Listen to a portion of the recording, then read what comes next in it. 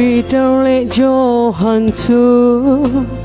bia kin na tha cham ding in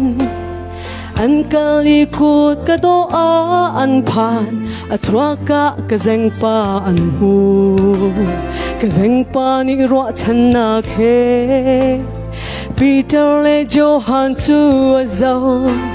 a ro chan mi chu an pe na lo a tàu ban lâu mi chua mu hai sai bét tiếng cắn nhân ngày lâu dây mắt ngày mi giống cắn ngày về lâu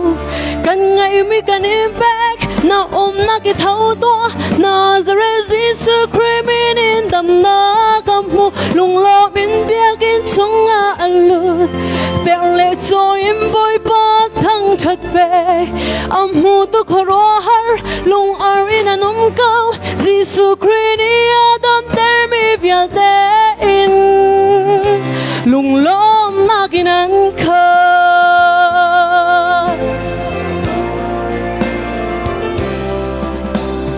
Peter ni mi pisina tu ni anan bu mi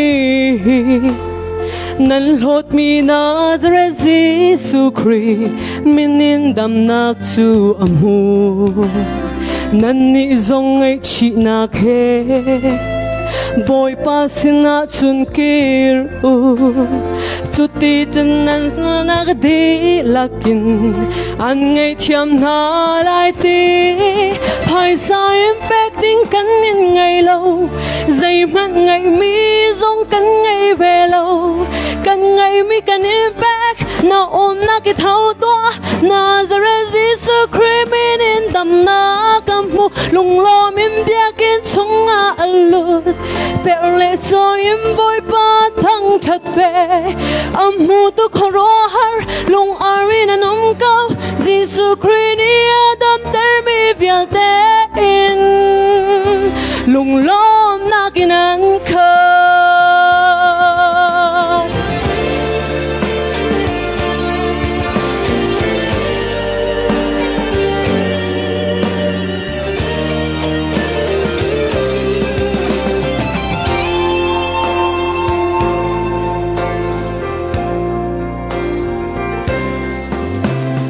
Krizul tu kan di lakin kan nul hun chu kal takin boy pa cha a kan tuan a za chang thawin kal ti na usi Jesus Christ nun khwa ro har kan nun a lang ter cheo in hi valai mi kip na sin ha a that nak chu kan phuan chin la phai sa impact ding kan in ngày lâu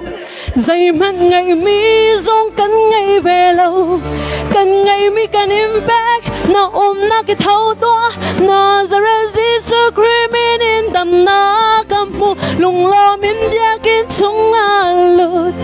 bèo lệ cho im bôi ba thăng chật về âm mu tu khổ har lung arina nôm cao Jesus Christ đam ter mi via in lung lom na kinan kha